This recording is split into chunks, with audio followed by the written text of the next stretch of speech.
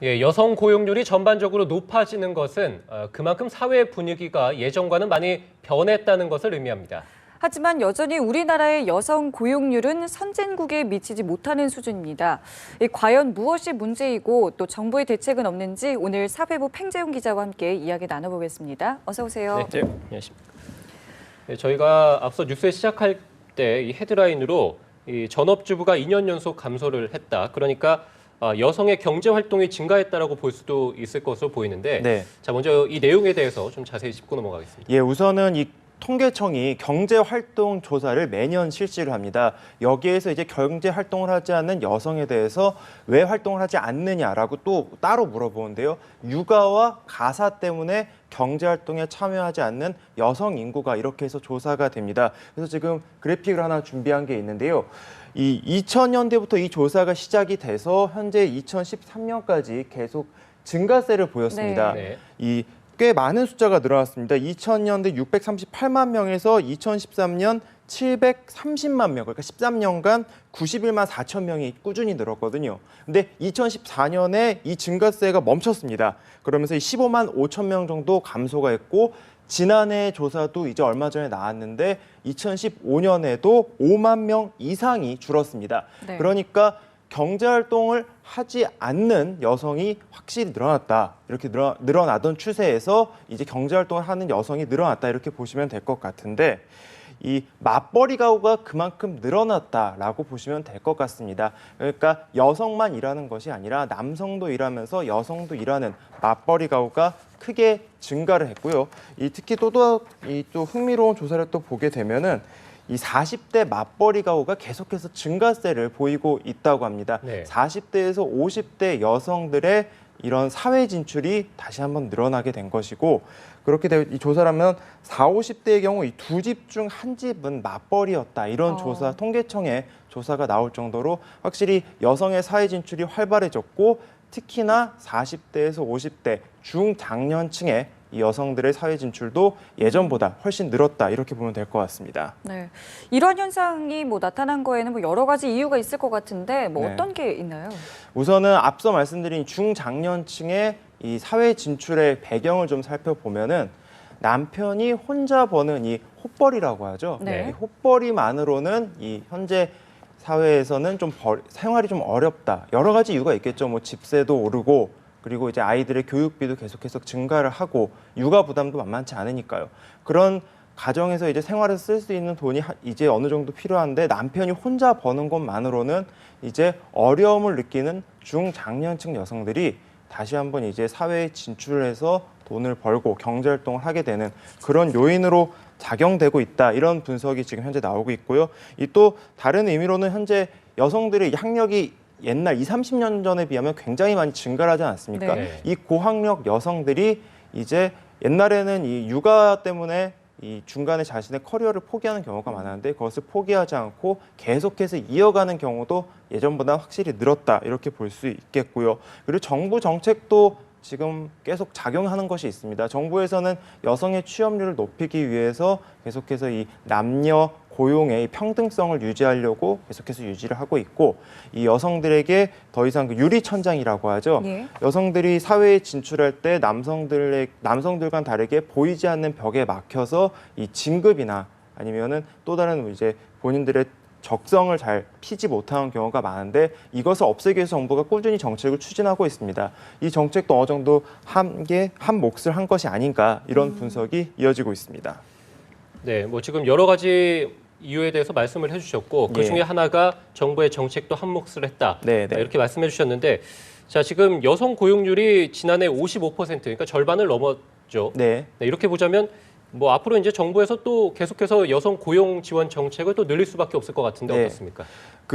앞서 말씀하신 것처럼 여성 고용률이 지난해 55%를 넘었습니다. 굉장히 많이, 우리나라에서는 좀 많이 증가한 수치다, 이렇게 보게 되는데, 사실 OECD 회원국과 선진국들과 비교하면 여전히 미비한 수치이다, 이런 얘기가 좀 많이 있습니다. 이것도 그래픽을 좀 준비를 했는데 함께 보면서 설명을 하겠습니다. 네. 지금 OECD의 그러니까 선진국들의 현재 고용률을 좀 쭉 준비를 해봤는데요. 1등이 아이슬란드입니다. 네. 아이슬란드 81.6%. 대부분의 여성이 일을 한다. 이렇게 보시면 될 것 같고, 스위스, 스웨덴, 노르웨이도 70%를 훨씬 넘죠. 예. 예. 그러니까 여성들이 일을 하는 게 너무나 당연한 사회인 겁니다. 선진국에서는 우리나라처럼 일을 하는 여성이 절반 뭐 둘 중에 한 명이 하거나 안 하거나가 아니라 대부분의 여성이 직업을 갖고 있는 것이고 대부분의 여성이 사회활동을 하는 건데 그런 거에 비하면 한국의 55.8% 숫자가 참 적어 보이죠. 낮아 28이네요. 예, 28위에 불과한 수준이니까 우리나라 입장에서는 이 사회에 이 활기를 불어넣고 그리고 많은 사람들이 경제 인구를 활동을 하는 것이 나라의 경제에 도움이 되기 때문에 이 여성의 낮은 고용률도 지금 올려야 된다 이런 목표를 잡고 있는 수준이고요. 정부가 우선 목표 수준으로 잡은 것은 2017년 그러니까 내년까지 61.8%로 끌어올리겠다라는 계획입니다. 예. OECD 평균이 57% 정도거든요. 57%를 웃도는 그러니까 아직 우리나라가 노르웨이나 방금 보신 것처럼 아이슬란드 같은 수준은 안 되겠지만 네. 우선 2017년까지만이라도 61%로 올려서 지금의 이 여성 고용 성장세를 계속해서 이어나가겠다. 이런 지금 목표를 갖고 계속해서 꾸준히 추진을 하고 있는 상황입니다. 지금 말씀하신 게 2017년까지 61.8%. 근데 일부에서는요, 이 정부의 목표가 좀 너무 높다라는 지적이 있는 게 아무래도 우리나라는 아직 여성이 일하기에는 좀 환경이 부족하기 때문이다라는 지적이 있거든요. 네. 이 부분에 대해서는 어떻게 보시는지. 뭐 저보다 이제 여성인 홍유미 앵커께서도 충분히 느끼실 수 있을 만한 이야기인데 예. 아직까지 우리나라가 여성 육아에 대해서는 조금 더 여성이 아이를 봐야 한다라는 사회적 인식이 강한 편이고 그렇기 때문에 여성이 느끼는 육아 부담은 훨씬 더 높은 상황입니다. 특히 가장 문제가 되는 것이 여성이 이런 육아랑 가사 때문에 본인이 20대에 취업을 해서 계속해서 이 커리어라고 하죠. 본인의 이 경력을 살려가야 되는데 이 육아랑 이 가사가 맞물리는 이 결혼 소년생들, 그러니까 신혼부부의 경우에는 중간에 경력을 끊고 그냥 경력을 단절하고 집에서 육아랑 가사를 보는 경우가 있습니다. 특히 아이들이 어릴 경우에는 엄마의 손이 필요하지 맞아요. 않느냐라는 예. 사회적 인식이 워낙 강하고 그러다 보니까 이제 그럼 내 아이와 일 중에 선택을 하게 되는 그런 상황이 아직까지 놓여져 있거든요.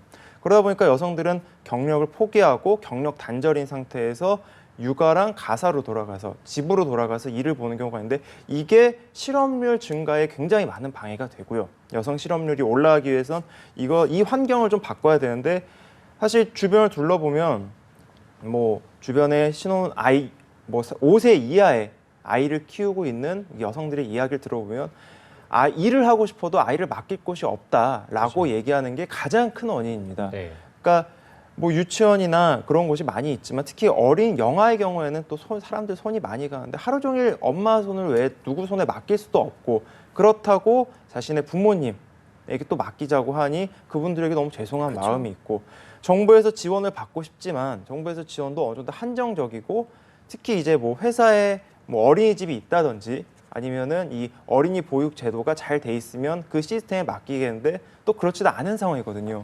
그러니까 결국에는 일과 가정 여기에서 고민하는 여성들이 여전히 너무나 많이 존재하고 있다 이렇게 보면 되고 또 육아휴직 문제도 아직까지 우리나라에 좀 완벽하게 잡혀 있지 않은 제도가 아닌가 이런 제도가 있고 얼마 전에 뉴스에서 나왔죠. 이 육아휴직을 썼던 여성이 복귀를 했더니 일자리가 없더라.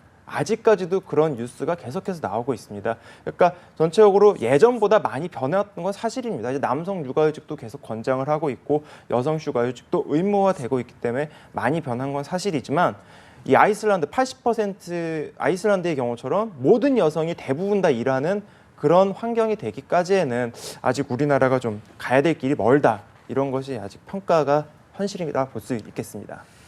예, 지금 뭐 여성의 경력 단절이라든지 또 육아휴직도 좀 눈치를 보면서 쓸 수밖에 없는 이런 현실들을 말씀해 주셨는데 뭐 사실은 뭐 저희와 거리가 먼 얘기가 아니라 저희 주변에서 언제든지 볼 수 있는 이런 그렇죠. 얘기이지 않습니까? 예. 자, 정부도 이런 현실을 뭐 인식하고 있는지는 잘 모르겠습니다만, 네. 자 어떻습니까? 여성 고용 활성화를 위한 대책들을 좀 앞으로 계속 마련해야 될 것 같은데 어떻습니까? 정부도 여기에 대해서는 굉장히 문제점을 똑같이 공감을 하고 있고 이것을 사실은 정부가 직접적으로 나서 갖고 이거를 강제할 수는 없습니다. 하지만 지원 정책을 통해서 그리고 새로운 형태의 일자리를 계속해서 발굴하고 있는데 1차적으로 경단녀들 그러니까 아까 말씀드렸던 경력 단절 여성들이 이 경력이 끊기고 난 다음에 돌아가는 일자리를 보면은 굉장히 이제 이 본인의 앞선 경력과 무관한 일들, 그러니까 좀 더 쉬운, 취업하기 쉬운 일자리 또는 대체가 쉽게 가능한 일자리, 그래서 약간 질이 낮은 일자리로 가는 경우가 많습니다. 이것을 지원하기 위해서 이 경력 단절 여성들이 자신의 원래 경력을 이어갈 수 있도록 재교육을 한다든지 일자리 소개해주는 정책을 정부는 현재 만들고 있고요. 그리고 시간 선택제 일자리라고 해서 여성들이 그 일과 가정을 서로 이제 유지를 하기 위해서라면 이 근무 시간도 굉장히 중요하거든요. 근무 시간을 이 일반 직장인들처럼 뭐 9시부터 6시가 아니라 오전 시간만 일을 한다든지 오후 시간만 일할 수 있는 이런 유연하게 근무를 할 수 있는 시간 선택제 일자리도 계속해서 꾸준히 늘려가고 있습니다. 이 정부는 다음 달에 여성 고용을 활성화하기 위해서 현재 대책을 발표할 예정인데요. 이 기획재정부가 이 유일호 경제부총리도 여기에 대해서 이 끝까지 신경을 쓰겠다. 네. 이렇게 천명을 한 만큼 어떤 내용이 나올지 한번 관심 있게 좀 지켜봐야 될 것 같습니다. 네, 알겠습니다. 지금까지 사회부 팽재용 기자와 함께 이야기 나눠봤습니다. 고맙습니다. 고맙습니다.